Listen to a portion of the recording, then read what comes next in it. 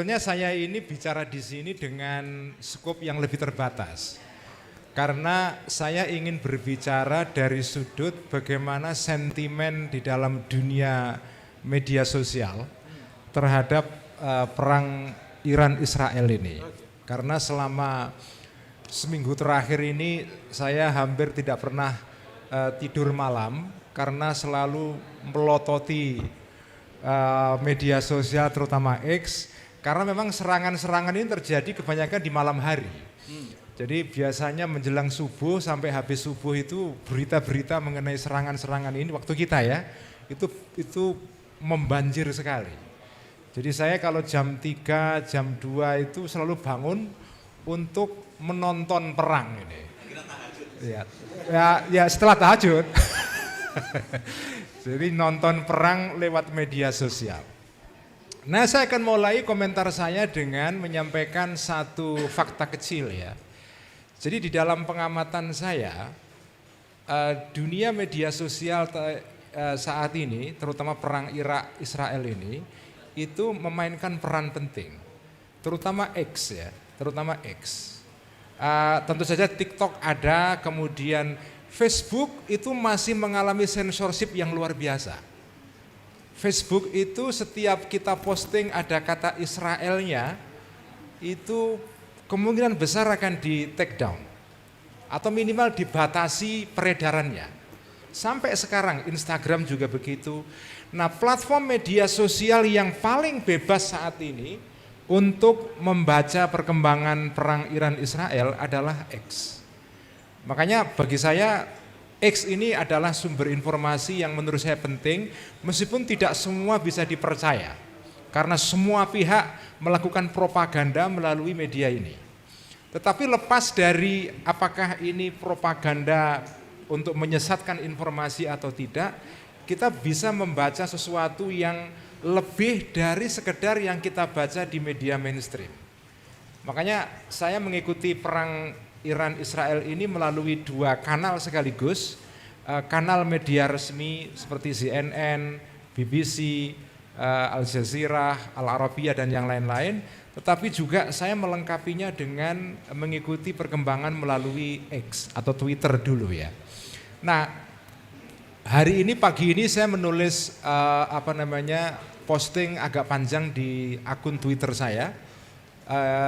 Saya mengatakan bahwa kita harus berterima kasih kepada Elon Musk. Kenapa? Karena sejak Twitter itu dibeli oleh Elon Musk pada bulan Oktober tahun 2022, yang kemudian diubah namanya menjadi X, itu ada perubahan besar di dalam platform ini. Saya juga baru tahu belakangan, ketika Twitter ini masih Twitter, itu ada censorship yang luar biasa. Sama dengan yang kita alami di Facebook. Censorshipnya luar biasa.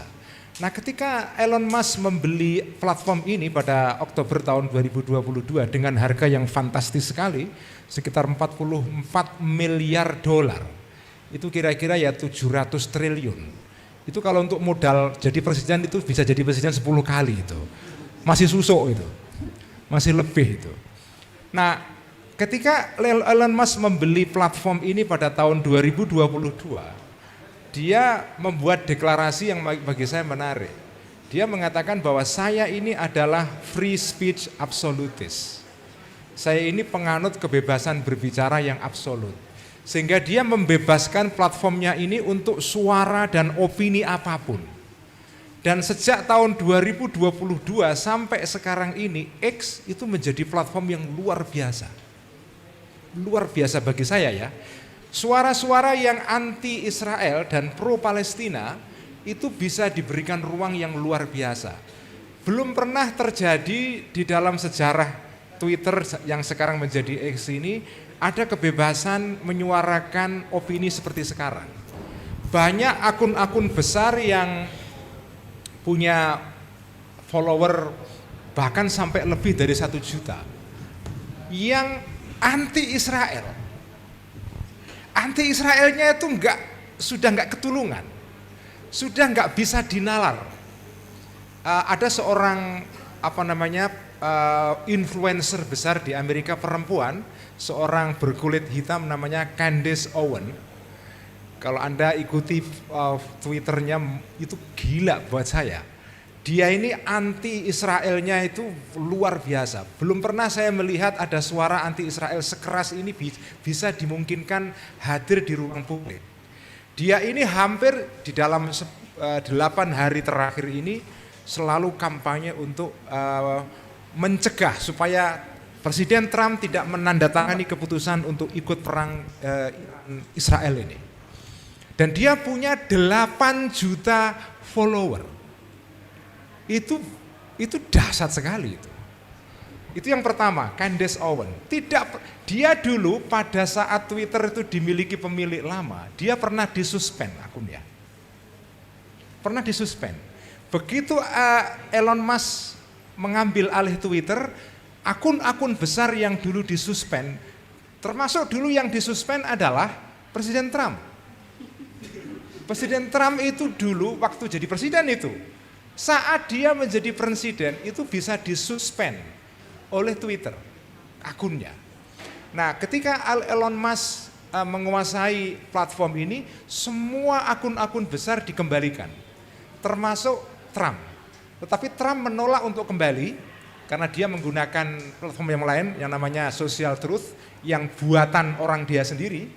Jadi ini alternatifnya Twitter ketika itu, karena Twitter dianggap tidak ramah kepada suara-suara kaum Republikan yang merupakan pendukungnya Trump. Nah, tetapi semua akun-akun yang dulunya disuspend pada zaman Twitter di era Elon Musk dikembalikan semua, termasuk Candace Owen ini.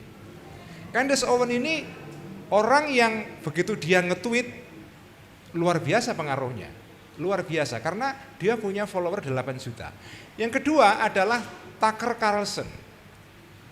Tucker Carlson ini adalah seorang anchor berita di kanal Fox News dulunya, kemudian keluar.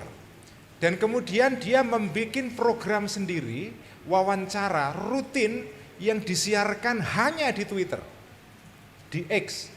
Dan setiap dia melakukan wawancara, itu penontonnya tidak kurang dari 1 juta. Setiap podcast dia itu penontonnya tidak kurang dari 1 juta.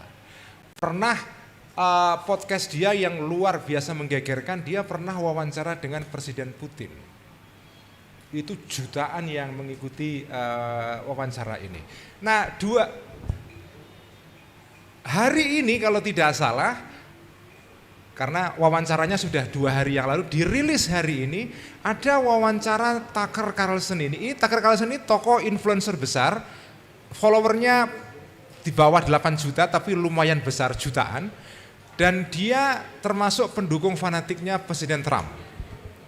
Tetapi dia orang yang tidak suka Amerika ikut di dalam perang Iran-Israel ini. Karena itu dia pandangannya adalah bahwa Amerika tidak boleh ikut di dalam petualangan Israel ini karena membahayakan. Nah, dia membuat wawancara yang hari ini menggegerkan Amerika dengan salah seorang senator dari Texas, namanya Ted Cruz, seorang pendukung Trump dari Partai Republik.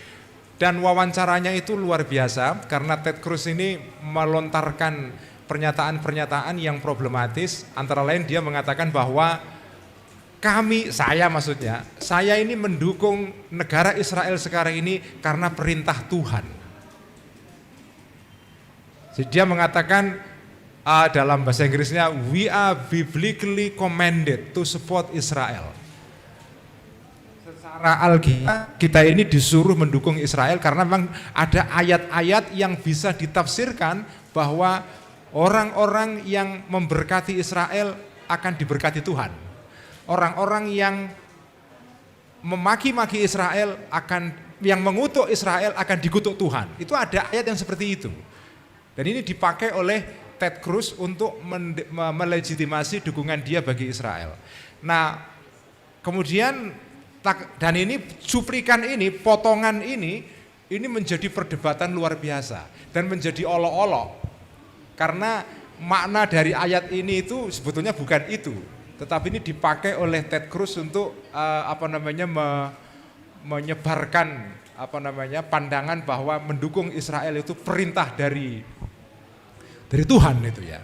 Nah, saya tidak akan panjang-panjang, tapi intinya adalah bahwa poin saya, platform X sekarang ini bagi saya luar biasa. Suara-suara yang anti-Israel dan pro-Palestina sekarang ini mendominasi percakapan di platform X. Saya bisa kutipkan